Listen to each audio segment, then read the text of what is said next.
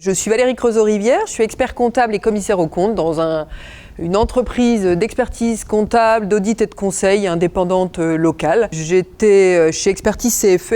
Expertise CFE vient de rejoindre le groupe Isico.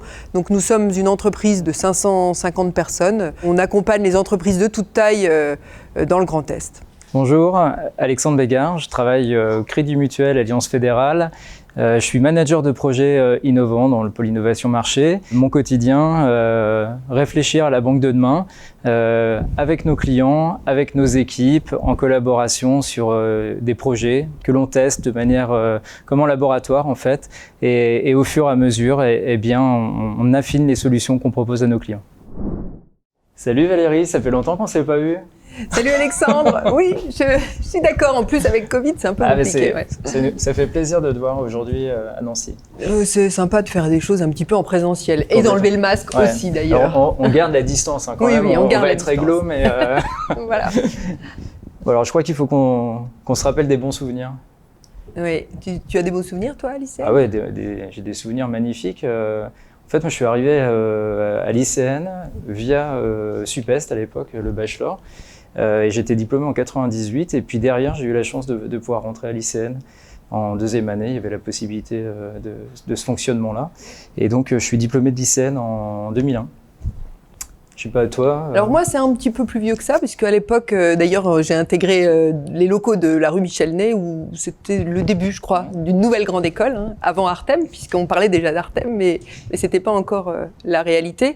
Donc moi, j'ai démarré en 92-93, dans un parcours particulier aussi, puisque j'étais en maîtrise comptable et financière, après un parcours un peu technique, donc intégrer une grande école avec toute l'émulation qui allait autour, c'était plutôt sympa. Ouais, j'imagine. Plutôt sympa, voilà. Donc, Au niveau association, j'ai vécu une expérience extraordinaire. J'ai fait une campagne BDE. J'ai participé à une campagne BDE. La liste sur laquelle j'étais, elle s'appelait El Niño. Alors pourquoi on n'a pas gagné. El Niño parce qu'à l'époque, il y a eu un ouragan une année avant dans cette période-là et on avait vraiment été fort de propositions en s'appelant El Niño. Et je me rappelle de moments extraordinaires au fond de la cave de certains appartements d'étudiants où on peignait pour décorer tout le bâtiment rue Michel-Ney. C'était vraiment une super expérience. D'accord. Alors, moi, j'ai envie de dire que c'était aussi une période un petit peu d'insouciance. Alors, j'ai pas été impliquée forcément dans les associations, puisque nous, dans notre parcours avec le double diplôme ICN, les parcours MSTCF, on était une toute petite promotion d'une trentaine. Donc, il y avait une équipe très soudée, en fait. Donc, on faisait beaucoup de choses ensemble. Et effectivement, c'était une époque où on se posait pas trop de questions, ni sur le futur. Je pense qu'aujourd'hui, les étudiants se posent peut-être un peu plus de questions qu'aujourd'hui. Donc, ouais, c'était une époque d'étudiants plutôt sympathique. Ouais. Voilà. Et en spécialisation, j'avais pris la finance de marché. T'imagines 2000-2001, les paillettes dans les yeux, des étoiles comme ça, la finance de marché. Et on avait la chance, c'était je pense une des rares écoles à l'époque qui avait une salle des marchés intégrée. Et donc on faisait des simulations de trading, c'était vraiment génial à l'époque. Bon après l'avenir nous a montré que la finance de marché des fois pouvait être un peu flottante, mais c'était vraiment très très formateur et on avait des intervenants de grande qualité sur toute cette partie-là. Alors moi j'ai fait un parcours beaucoup plus sérieux.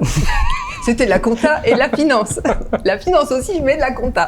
Donc un peu technique quand même, mais avec toute une ouverture aussi sur le droit, sur la comptabilité espagnole. On parlait un petit peu d'international, d'IFRS, donc c'était une autre ouverture.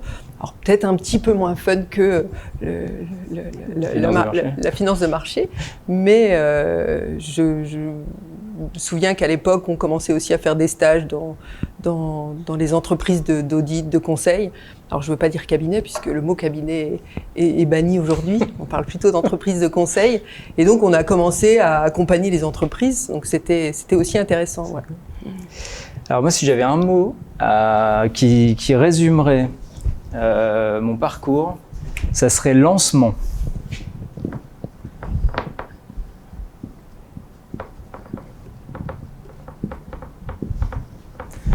C'est le lancement de ma vie en fait. Oui. Alors moi j'ai envie de dire émulation. Émulation parce que c'est une époque où j'avais pas forcément choisi de devenir expert comptable. C'est pas forcément un métier qui faisait forcément rêver, mais en fait, le fait de rencontrer des gens, de rencontrer des réseaux, des acteurs locaux et de voir comment on pouvait accompagner le monde de l'entreprise et le parcours d'enseignement associé, ça m'a donné envie. Voilà. Donc c'était le début d'une motivation. Parfait. Et alors après ce parcours école, qu'est-ce que tu as fait? Qu'est-ce que j'ai fait? Je suis parti, en fait, j'avais ce dilemme entre la finance de marché, mais j'étais attiré aussi par le milieu bancaire. Et il y a un DRH en fait qui m'a convaincu que la banque de détail était faite pour moi. Et maintenant, c'était une révélation. Ouais, c'est ça. Et avec le recul, vraiment, je le remercie. Il s'appelait Hugues Albinet. Je le remercie pour ce conseil-là. J'ai commencé en travaillant sur le marché de l'entreprise. J'avais un portefeuille d'entreprises à gérer sur le secteur de la Haute-Marne et puis après je suis allé sur le secteur sparnacien d'Épernay dans le Champagne et là j'ai vécu 5 années où j'ai pu découvrir en fait tous les aspects, plein de métiers différents, de l'industrie, du service à des tailles d'entreprise et un enrichissement extraordinaire. Et alors le lien entre ton parcours ICN et ça? Je pense que le parcours ICN m'a donné le bagage pour y accéder, mais il faut être humble. Quand on arrive dans le milieu professionnel, on a tout à apprendre. En fait, on a l'impression d'avoir tout appris, mais c'est simplement le début de quelque chose de nouveau. Et l'analyse financière que j'avais pu faire à l'école, eh bien, quand on se positionne en analyse financière bancaire, ça n'a rien à voir. Mais par contre, on a les bases qui permettent d'apprendre et de se débrouiller et de s'adapter. Donc non, je pense que j'étais armé pour. Et après, j'ai voulu aller, j'ai vu aussi, c'est des histoires d'opportunités dans la vie professionnelle. J'ai eu l'opportunité en fait d'avoir des fonctions d'encadrement, d'aller vers le management. J'ai pris une direction d'agence et puis après d'un secteur plus conséquent. Donc là, voilà, c'est toutes les problématiques liées au management. Et là aussi, tu te rappelles que 10 ans avant, tu as eu des cours de management, tu as eu des cours de marketing. Et puis quelque part, c'est comme si c'était inscrit en toi. Hop, ça ressort au moment où tu en as besoin. Tu as la boîte à outils qui revient et hop, c'est parti. Tu construis ta nouvelle mission. Et puis dernièrement, je suis au Crédit Mutuel, donc au niveau du pôle innovation marché. Et puis, maintenant que j'ai une vision plus globale du milieu bancaire, de la banque de détail, eh bien, je réfléchis à la banque de demain, comment on fonctionne avec les nouvelles technologies, avec le réseau de nos caisses et agences partout sur le territoire, qui a besoin d'évoluer, comment on contribue à satisfaire nos clients aujourd'hui, mais surtout demain, et puis comment on arrive à adapter notre modèle économique par rapport à la concurrence et à l'environnement. D'accord. Bon, c'est un vaste programme parce qu'on voit que les secteurs sont tous en évolution aujourd'hui. Alors moi, j'ai eu un parcours un peu différent, plus voire royal entre guillemets, puisque à l'époque, la maîtrise comptable financière, donc elle donnait droit à pouvoir poursuivre ses études pour passer le diplôme d'expertise comptable. J'ai passé des stages dans l'occasion de mon parcours à l'ICN, donc en cabinet d'expertise comptable et le cabinet dans lequel j'ai fait mon stage m'a proposé donc de m'embaucher. Donc j'ai démarré en décembre 93, la veille de Noël, et j'ai démarré mon stage d'expertise comptable dans la foulée. Donc j'ai démarré dans une entreprise qui avait 30 personnes. J'y ai fait tout mon parcours, donc voilà, c'est une entreprise nancéenne. Et par contre, il s'est passé beaucoup de choses dans la vie de cette entreprise, puisqu'aujourd'hui on est 200, donc on a fait de la croissance externe, on a fusionné en 2000, et en fait j'ai accompagné tous ces parcours-là. Alors le parcours ICN m'a apporté toute la base technique. Après, effectivement, comme toi, j'ai appris beaucoup de choses sur le terrain. Hein. D'abord, j'ai été formée par les collaborateurs de l'entreprise, et puis ensuite j'ai pu accompagner des clients, et très vite en fait on devient autonome, hein, on accompagne des entreprises de toute taille, de tout secteur, et ça c'était passionnant. Donc d'ailleurs, si j'ai envie de retenir un mot avant de terminer mon parcours, je vais le noter tout de suite, c'est le mot passion. Aujourd'hui, le métier d'expert comptable, on le vit passionnément, et donc dans cette entreprise, on a fusionné en 2000, on était 2 fois 50 personnes, on était 100 ensuite, puis on a fait de la croissance externe, aujourd'hui on est 200 et on est en train de travailler sur un projet de fusion. On va être une entreprise de 500 personnes, donc j'ai participé aussi en tant que dirigeante au comité de direction en l'an 2000. Voilà, donc j'ai été associée un peu de temps avant et donc aujourd'hui, nos fondateurs nous ont transmis l'entreprise en 2012 et aujourd'hui on est sur un projet de fusion. Alors le monde de l'expertise comptable, c'est un monde d'entreprise en fait. On est un acteur local à part entière, on accompagne tous les secteurs, on essaie de faire en sorte que l'économie évolue, on est très en contact aussi avec les banques, avec le milieu bancaire et on vit les mêmes évolutions. Donc aujourd'hui on est dans un métier en pleine révolution digitale où toute la technique change. Le métier qu'on faisait avant, qui était plutôt d'établir des comptes pour nos clients, aujourd'hui c'est plutôt d'utiliser ces comptes et de se projeter dans l'avenir, de les accompagner dans leur modèle économique, dans la complexité aussi d'un monde qui est pas simple en ce moment, avec un manque de visibilité, mais c'est passionnant. Voilà, tout à fait. C'est passionnant. Moi, si j'avais un mot pour le parcours, ça serait opportunité. Parce que finalement, c'est les opportunités qu'on se procure, parce qu'il faut savoir les provoquer. Mais à côté de ça, il y en a certaines qui se présentent à nous et il faut savoir les saisir. Exactement. Et je pense que les études qu'on a pu avoir nous ont donné aussi cette énergie cette ouverture en fait, voilà, qu'on n'a pas forcément au départ quand on est dans un enseignement plus technique. Donc là, on peut peut-être parler un peu aussi de l'ICN, pourquoi aujourd'hui on est encore là et pourquoi on a envie encore d'accompagner cette école.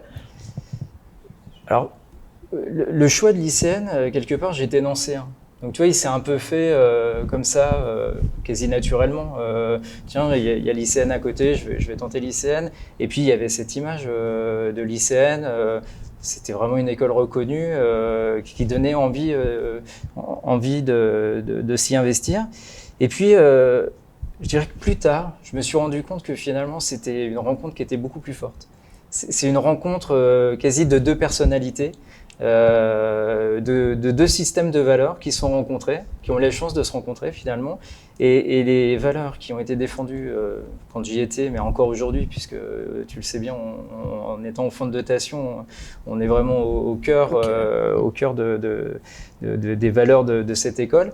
Et bien finalement, cette ouverture, le côté de la réflexion mais de l'action, la possibilité de regarder le monde avec un autre angle, différemment, voire même de se pousser à le faire, eh bien, voilà, je crois qu'on était fait pour se rencontrer et c'est une relation maintenant qui dure depuis plus de 20 ans.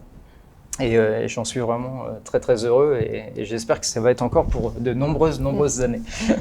Je suis assez d'accord avec toi. Alors moi, je l'ai pas vécu de la même manière j'étais dans une promotion qui était parrainée par l'ICN à l'époque, donc j'ai pas fait tout à fait les mêmes choses, mais on a été sollicité de la même manière pour être fondateur au niveau du fonds de dotation, mais on était déjà partenaire de fait avec l'école puisque aujourd'hui on recrute des étudiants de l'ICN.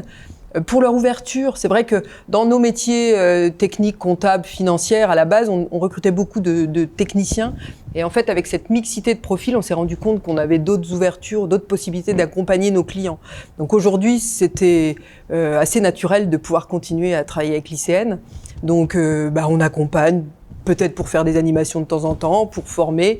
On accompagne aussi le cursus dans le cadre du fonds de dotation. Que tu le sais comme moi que de temps en temps, il y a aussi des questions qui se posent, des questions financières pour développer de nouveaux projets dans le cadre de l'évolution des métiers. Et puis, on accompagne aussi pour faire connaître ce qu'on fait et pour faire aimer et pour donner envie. Donc, on a eu l'occasion aussi de participer, nous, en tant qu'expertise CFE, à des projets avec l'ICN, puisqu'ils ont des opérations comme Artem Insight, où des étudiants travaillent pendant une semaine sur des sujets. À l'époque, on s'est lancé sur les réseaux sociaux, par exemple, on avait sollicité des étudiants.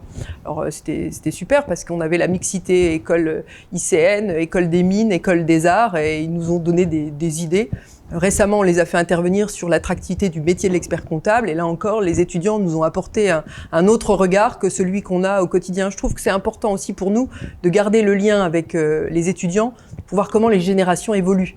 fait. Alors c'est vrai qu'entre nos parcours d'il y a quelques années et puis aujourd'hui, on voit bien que les générations ne fonctionnent pas forcément de la même manière. Ça nous permet d'être un peu reconnectés à la réalité. Donc voilà, je pense que... Alors moi je t'ai livré mon point de vue, on va dire personnel, mais à côté de ça, bien sûr, il y a cette notion de la structure de l'entreprise qu'on représente et au sein de l'école. Et là, on est plutôt sous l'angle du partenariat qui peut avoir différentes facettes. Et ce qui me paraît important dans ces partenariats qu'on tisse entre l'école et l'entreprise, finalement, c'est toujours un mécanisme de gagnant-gagnant. Aussi bien l'école, on sent qu'elle a besoin que les entreprises viennent s'investir via ses anciens dans son activité. Et à côté de ça, clairement, comme tu viens de l'exprimer, nous, on a besoin de ce regard différent, de cette fraîcheur dans la perception des problématiques qu'on a à gérer. Et ça vient contribuer en fait à nos projets. Et cet équilibre, finalement, il n'y en a pas un qui a plus de chances à être dans la relation. Les deux sont gagnants. À la sortie, on se retrouve avec des étudiants qui ont des vrais cas concrets, des cas de professionnels à étudier. Et ça leur permettra d'être dans les meilleures conditions quand ils arriveront sur le marché de l'emploi. Et à côté de ça, pour les entreprises partenaires, et on les encourage toutes à venir soutenir l'école, voilà, il y a des étudiants qui peuvent travailler avec l'école des mines, avec d'autres étudiants de l'école des mines, avec l'école des beaux-arts. Et quand on a les trois formations qui sont autour de la même table, c'est comme dans nos entreprises. Finalement, on est beaucoup plus fort pour trouver les solutions aux problèmes qu'on rencontre. Oui. D'ailleurs, je vais donner un exemple récent. Dans le cadre de notre projet de fusion, on a un projet immobilier et on s'est posé la question de la façon dont on allait organiser les choses, les nouveaux espaces de travail, comment redonner de l'énergie, de la cohésion, y compris dans des périodes comme celle qu'on vit, avec des crises sanitaires où les gens ne sont pas tous là, où on réfléchit télétravail, où on se dit qu'on doit travailler un peu plus en équipe. Et en fait, on a sollicité ICN qui nous accompagne. Donc, on a une trentaine d'ambassadeurs chez nous qui a travaillé avec des professeurs et des partenaires, un designer notamment de l'ICN, sur une journée complète où on s'est posé des questions sur comment aménager l'espace de travail, qu'est-ce qu'on attend d'un espace de travail, comment on se projette dans la vie de l'entreprise demain, comment on a envie d'accueillir nos clients, comment on a envie de les accompagner. Et là, on a eu le regard aussi des professeurs, donc redevenir étudiant le temps d'une journée et puis prendre du recul et de la hauteur. Tout à fait. Je pense que... Et je ne sais pas si tu as ressenti les mêmes choses aussi, cette évolution par rapport aux évolutions de société.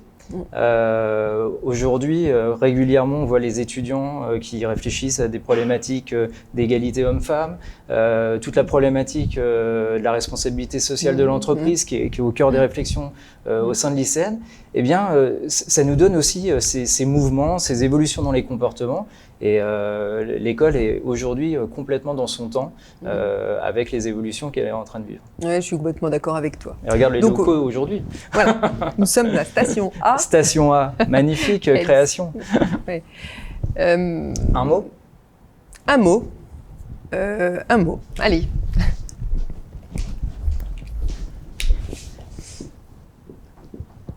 Énergie. En majuscule en plus. Oui, parce qu'il faut quand même beaucoup d'énergie pour vivre nos vies d'entrepreneurs encore un petit peu étudiants, parce qu'on se pose aussi des questions tous les jours, pour accompagner, pour manager nos équipes, pour travailler, réfléchir à la stratégie de nos entreprises. Tout à fait. Et moi, j'utiliserai le terme de collaboration.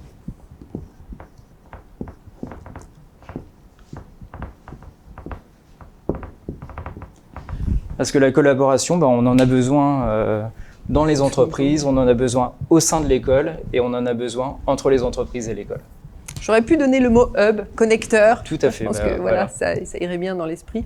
Et alors aujourd'hui, si tu veux donner une journée type dans ta vie de tous les jours, c'est quoi ? Ma vie de tous les jours, ma journée type, moi je me lève tôt.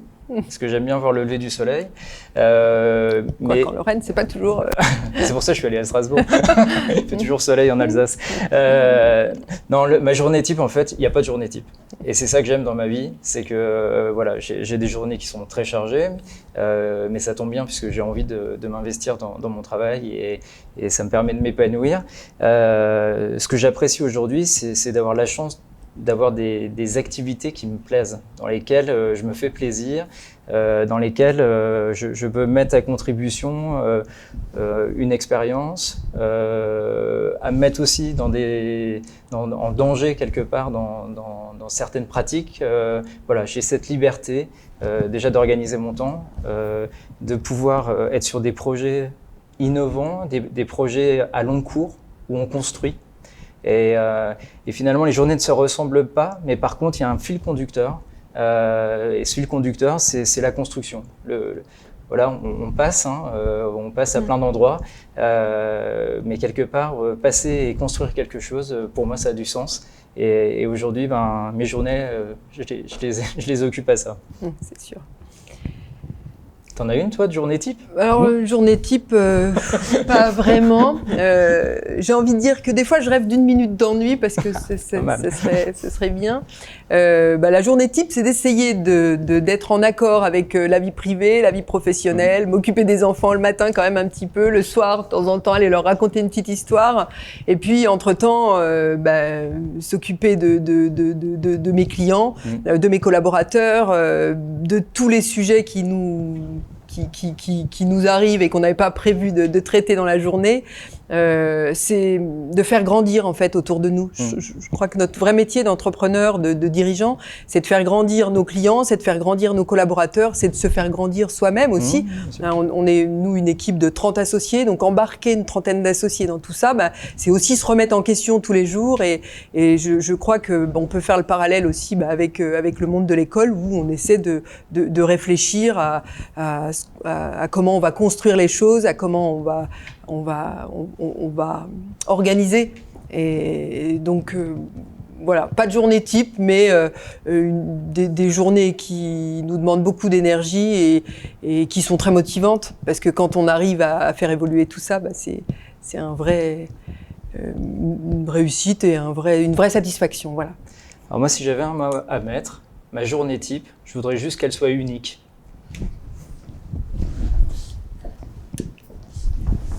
Et alors moi, si je dois parler de mes journées, j'ai envie de mettre le mot agile, parce que quand on est agile, on arrive à traiter à peu près tout ce qu'on a à traiter. Donc voilà, agilité.